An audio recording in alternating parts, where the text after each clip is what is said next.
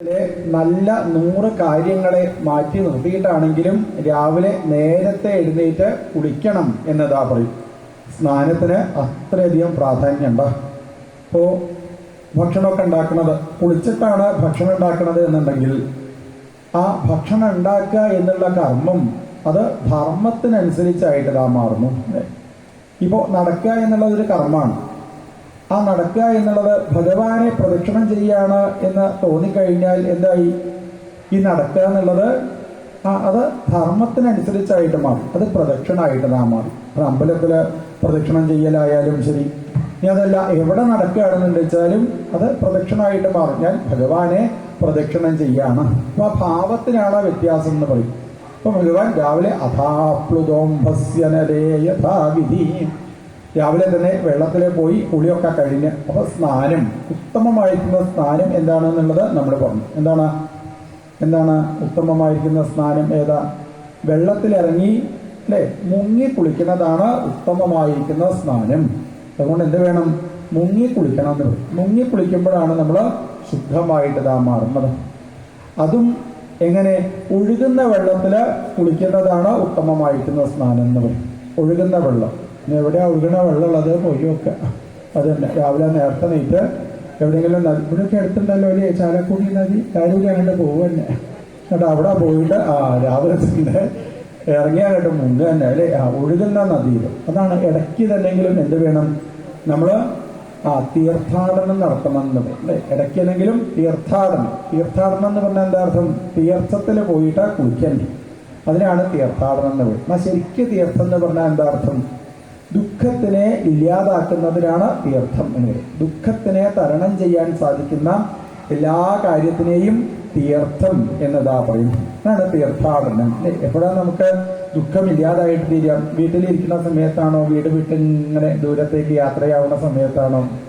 അത് സംശയമില്ല അല്ലെ. വീട് വിട്ട് പുറത്തേക്ക് ഇറങ്ങി നടക്കുന്ന സമയത്താണ് നമുക്കത് സന്തോഷം ഉണ്ടാവുക അല്ലെ. അപ്പോൾ തീർത്ഥാടനം നടത്തണം. എവിടെയൊക്കെ? നല്ല നല്ല സ്ഥലങ്ങളിലാണ്. അതാണ് തീർത്ഥാടനം. പ്രയാഗരാജ് കേട്ടിട്ടുണ്ടാവും. പ്രയാഗ, അലഹബാദിൽ പോയി കഴിഞ്ഞാൽ പ്രയാഗ കാണാം അല്ലേ. അവിടെ 3 നദികൾ ഏതൊക്കെയാണ്? ഗംഗ, യമുന, സരസ്വതി. എങ്ങനെയാണ് സരസ്വതി? താഴെ കൂടെ വരുന്നത്. എന്നാലും സരസ്വതിയുടെ ചെറിയൊരു ഭാഗമൊക്കെ നമുക്ക് അവിടെ പോയി കഴിഞ്ഞാൽ കാണാൻ സാധിക്കും. അവിടെ സ്നാൻഘട്ടൊക്കെ, ആ സ്നാൻഘട്ടിൽ പോയിട്ട് എന്ത് വേണം? നമ്മൾ ഇറങ്ങി മുങ്ങണ സമയത്ത്, ഇവിടുന്ന് പോണ സമയത്ത് ഒറ്റയ്ക്ക് പോകാൻ പാടില്ല. ഭാര്യ ഉണ്ടെച്ചാൽ ഭാര്യേനെയും കൂട്ടുക, ഭർത്താവ് ഉണ്ടെച്ചാൽ ഭർത്താവിനെയും കൂട്ടുക. എന്നിട്ട് എന്ത് വേണം? കൈ പിടിച്ചായിട്ട് മുങ്ങന്നെ. അപ്പം ചിലപ്പോൾ ചില ഭർത്താക്കന്മാർ പറഞ്ഞ അന്ന് വരെ വെള്ളം കൈക്ക് പിടിച്ചില്ല, അത് പറഞ്ഞിട്ട് കാര്യമില്ല. അവിടെ എത്തിക്കഴിഞ്ഞാൽ എന്ത് വേണം?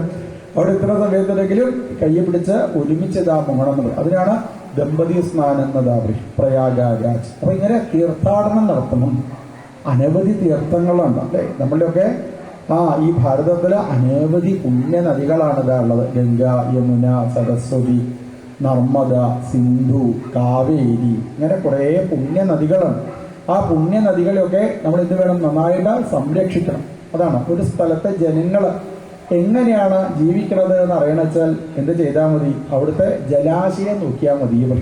ജലാശയം ശുദ്ധമാണോ? എന്നാൽ അവിടെയുള്ള ആൾക്കാർക്കൊക്കെ മനസ്സ് ശുദ്ധമാണ് എന്ന് മനസ്സിലാക്കണം അല്ലേ. അപ്പൊ ഇങ്ങനെ ഭഗവാൻ എന്ത് ചെയ്യുന്നു? ആ ജലാശയത്തിനൊക്കെ നന്നായിട്ട് ശുദ്ധീകരിച്ചു ഭഗവാൻ. അതാണ് നമ്മൾ മനസ്സിലാക്കേണ്ടത് അല്ലേ. നമ്മൾ എന്നും അതേ വെള്ളത്തിൽ ഇറങ്ങി കുളിക്കുന്നുണ്ട് വെച്ചാൽ ആ വെള്ളം എന്താവും? വെള്ളം നല്ലതായിട്ട് മാറുന്നു. അല്ലാതെ വീട്ടിലെ കുളം ഉണ്ടായതുകൊണ്ട് കാര്യമായില്ല. പല ആൾക്കാരും വീട്ടിലെ കുളമൊക്കെ ഉണ്ടാവും, പക്ഷെ എന്ത് ചെയ്യില്ല? ഇറങ്ങി കുളിക്കില്ല. ഇറങ്ങി കുളിക്കാൻ വേണ്ടിയിട്ടല്ലേ കുളം അല്ലേ. സ്ഥിരമായിട്ട് കുളിക്കുന്നത് കൊണ്ടേ വെള്ളം ശുദ്ധാവുള്ളൂ, അല്ലാതെ വെള്ളമൊന്നും ശുദ്ധാവില്ല. അപ്പൊ എന്ത് വേണം? നാളെ തന്നെ തുടങ്ങാം. ഇനി എവിടെയെങ്കിലുമൊക്കെ കുളമൊക്കെ ഉണ്ട് വെച്ചാൽ കുളത്തിൽ ഇറങ്ങിയാണ്ട് കുളിക്കന്നെ. അഭാംപ്ലുതോം ഭസ്യമലേ യഥാവിധി. ഈ അമലമായിരിക്കുന്ന ആ ജലാശയത്തിലേക്ക് ഭഗവാൻ എന്ത് ചെയ്യും? രാവിലെ നേരത്തെ എഴുന്നേറ്റ് കുളിക്കും ഭഗവാൻ. പിന്നീടോ അനലേ യഥാവിധി. അത് കഴിഞ്ഞാൽ പിന്നെ ഭഗവാൻ അങ്ങനെ അഗ്നിക്ക് വേണ്ടതൊക്കെ കൊടുക്കും. അപ്പൊ അഗ്നിക്ക് വേണ്ടത് അഗ്നിക്ക് കൊടുക്കണം. എന്ത് വേണം? എല്ലാ ദിവസവും ഹോമം നടത്തണം എന്ന് പറയും അല്ലേ. അഗ്നിക്ക് കൊടുക്കണമെന്നാണ് എന്ത് പറയുക? ഹോമം എന്നിതാ പറയുക. അഗ്നിക്ക് കൊടുക്കേണ്ടത് അഗ്നിക്ക് കൊടുക്കണം. വെള്ളത്തിന് കൊടുക്കേണ്ടതിനെ വെള്ളത്തിനെതാ കൊടുക്കണം അല്ലേ. നമുക്ക് കൊടുക്കേണ്ടതിനെ നമുക്ക് തരണ്ടേ അല്ലേ. നമുക്ക് കിട്ടേണ്ട കിട്ടിയില്ല വിചാരിക്കുക. രാവിലെയായി 8 മണിയായി 9 10 11 മണി ഒന്നും കാണുന്നില്ല അല്ലേ? അപ്പോൾ ആൾക്കാരെ അന്വേഷിച്ച് നടക്കും. ഇതേപോലെ അഗ്നിക്ക് കിട്ടേണ്ടത് അഗ്നിക്ക് കിട്ടിയില്ല വെച്ചാലോ അതിന് പ്രയാസവും അല്ലേ? അപ്പോൾ എല്ലാ വസ്തുക്കൾക്കും കൊടുക്കേണ്ടത്, എല്ലാ ഭൂതഗണങ്ങൾക്കും കൊടുക്കേണ്ടതിനെ കൊടുക്കുക എന്നുള്ളതിന് തന്നെയാണ് കൂടുതൽ പ്രാധാന്യം. പക്ഷികളുണ്ട് വെച്ചാൽ പക്ഷികൾക്ക് കൊടുക്കണം, മൃഗങ്ങളൊക്കെ വീട്ടിലുണ്ട് വെച്ചാൽ അതിനെങ്ങനെ കെട്ടിയിട്ടാൽ മാത്രം പോരാ, അതിനെ കൊടുക്കേണ്ടതൊക്കെ കൊടുക്കണം. ഭഗവാൻ എന്ത് ചെയ്യും? ശ്രീകൃഷ്ണ ഭഗവാൻ ചെറിയ കുട്ടിയായിരിക്കുന്ന സമയത്ത് എന്തായിരുന്നു ജോലി? പശുക്കളെയും പശുക്കുട്ടികളെയും ഒക്കെ നോക്കി നടക്കലായിരുന്നു ഭഗവാന് ജോലി. ഇപ്പോൾ ഭഗവാൻ രാജാവാ പറഞ്ഞിട്ട് കാര്യമില്ല. ഭഗവാൻ എന്താ ചെയ്യും? രാവിലെ നേരത്തെ നീട്ട് കുളിയൊക്കെ കഴിഞ്ഞാൽ എവിടെയാ പുല്ലൊക്കെ ഉള്ളത്? പുല്ല്. എന്നിട്ട് ഭഗവാൻ തന്നെ പുല്ല് പറിക്കും. ഭഗവാൻ ആവശ്യമുണ്ടോ ആലോചിച്ചു? രാജാവല്ലേ ഭഗവാൻ. എന്നാലും ഭഗവാൻ എന്താ മറന്നില്ല, താൻ ചെറിയ കുട്ടിയായിരിക്കുന്ന സമയത്ത് ചെയ്തതായിരിക്കുന്ന കാര്യങ്ങളൊന്നും ഭഗവാൻ ഇതാ മറന്നിട്ടില്ല. ഭഗവാൻ തന്നെ ആ പുല്ലൊക്കെ പറിച്ച് ആ പശുക്കൾക്കൊക്കെ കൊണ്ടുപോയിട്ട് കൊടുക്കണം. എന്നാണ് നമ്മൾ മറക്കാൻ പാടില്ല എന്നുള്ളത്. നമ്മൾ എങ്ങനെയാണ് വളർന്നു വന്നത് എന്നുള്ളത് നമ്മൾ ഒരിക്കലും മറക്കാൻ പാടില്ല. ചില ആളുകളൊക്കെ ചിലപ്പോൾ അന്നൊന്നും കയ്യിൽ പൈസയൊന്നും ഉണ്ടാവില്ല അല്ലേ? എങ്ങനെയെങ്കിലും അച്ഛനും അമ്മയൊക്കെ എങ്ങനെയെങ്കിലുമൊക്കെ വളർത്തി കൊണ്ടുപോകുന്നുണ്ടാവും. അപ്പോഴും ചിലപ്പോൾ ആൾക്കാരൊക്കെ എന്ത് ചെയ്തിട്ടുണ്ടാവും? അടുത്ത അമ്പലമൊക്കെ ഉണ്ടായിച്ചാൽ അമ്പലത്തിലേക്ക് പോവുക, അമ്പലത്തിലെ പ്രദക്ഷിണം ചെയ്യുക, അവിടുന്ന് എന്തെങ്കിലും നേദ്യമൊക്കെ കിട്ടിക്കഴിഞ്ഞാൽ അതൊക്കെ കഴിക്കുക അല്ലേ? അങ്ങനെയൊക്കെ വളർന്നു വന്ന ആൾക്കാരുണ്ടായിരിക്കും ചിലപ്പോൾ. ഞാൻ കുറച്ചങ്ങോട്ട് കഴിയുന്ന സമയത്തോ അവർക്ക് ജോലിയൊക്കെ കിട്ടി, അപ്പോൾ അവർ അവിടെയായി ഇവിടെയായി അല്ലേ? ഇപ്പം ചില ആൾക്കാർ അതൊക്കെ മറക്കും. അങ്ങനെ മറക്കാൻ പാടില്ല പറയും. എന്ത് വേണം? നമ്മൾ എങ്ങനെയാണോ വളർന്നു വന്നത്, നമ്മളൊരു ഉദാഹരണം പറഞ്ഞു അല്ലേ? എന്താണ്? സിംഹത്തിനെയും ചെന്നായയുമാണ് ഉദാഹരണമായിട്ട് പറഞ്ഞത്. എന്താ പ്രത്യേകത? ചെന്നായ മുന്നിലേക്ക് മാത്രം നോക്കിയിട്ടാണ് ഓടുക. എന്നാ സിംഹം ഒരു 10 അടി നടന്നു കഴിഞ്ഞാൽ ഒന്ന് തിരിഞ്ഞു നോക്കും അല്ലേ? ഇങ്ങനെ തിരിഞ്ഞു നോക്കി നടക്കുന്നത് കൊണ്ടാണ് കാട്ടിലെ രാജാവ് സിംഹമായിട്ട് മാറിയത്. തന്നെ വളർത്തിക്കൊണ്ടുവന്നത് ആരാണെന്ന് നമ്മൾ എന്ത് വേണം? ഇടയ്ക്കിടയ്ക്ക് ഇങ്ങനെ നോക്കി അവർക്ക് വേണ്ട കാര്യങ്ങളൊക്കെ ചെയ്യണം.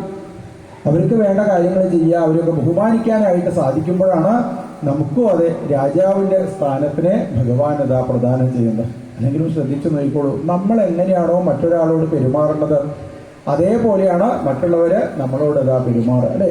പണ്ട് ഓരോരോ ആളുകൾ ഇങ്ങനെ എന്നോട് കാണിച്ചിരുന്നു എന്ന് വിചാരിച്ചിട്ട് അങ്ങനെ തന്നെ അപ്പോഴും നമ്മൾ പെരുമാറുന്നത് വിചാരിക്കുക അല്ലേ? അപ്പോൾ പിന്നെ നമ്മുടെ കുട്ടികൾ എങ്ങനെയാണ് നമ്മളോട് പെരുമാറുക? അതേപോലെ നമ്മളെ കുട്ടികളെ നമ്മളോട് പെരുമാറും. ചില ആൾക്കാരെ ശ്രദ്ധിച്ചില്ലേ? വയസ്സായി കഴിഞ്ഞാൽ ചില ആൾക്കാർക്ക് ഒന്നും കൊടുക്കില്ല. കട്ടക്കട്ട അങ്ങനെ ഒരു തുള്ളി വെള്ളം ഞാൻ പിന്നെ എന്തൊക്കെയാ ഉപയോഗിച്ചത് എന്നാണ് വിചാരിച്ചത്. കാണട്ടെ. ഇപ്പോൾ വയ്യാതെയായി കിടക്കുന്ന സമയത്ത് അങ്ങനെ അനുഭവിക്കട്ടെ അവിടെ. കൊടുക്കില്ല ചേട്ടാ, കൊടുക്കില്ല എന്നൊക്കെ പറഞ്ഞു. ഇവിടെ ഒന്നും ഇല്ല പറഞ്ഞിട്ട് അല്ലേ? അങ്ങനത്തെ ആൾക്കാരൊക്കെ ഉണ്ട്. കോഴിക്കോട്ടൊന്നും ഇല്ല കേട്ടോ, ഇവിടെ ഒന്നും ഇല്ല പറഞ്ഞിട്ട് കാര്യമില്ല അല്ലേ? അങ്ങനത്തെ ആൾക്കാരുണ്ട് ലോകത്ത് അല്ലേ?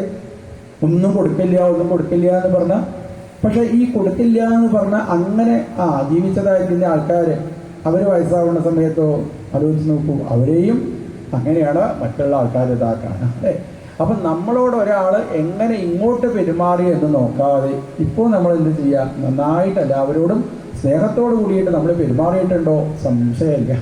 അവസാന കാലമാവുന്ന സമയത്ത് നമുക്ക് വേണ്ടതായിരിക്കുന്ന കാര്യങ്ങൾ ചെയ്തു തരാൻ ആളുകൾ ഉണ്ടായിരിക്കും. എന്താ കാരണം?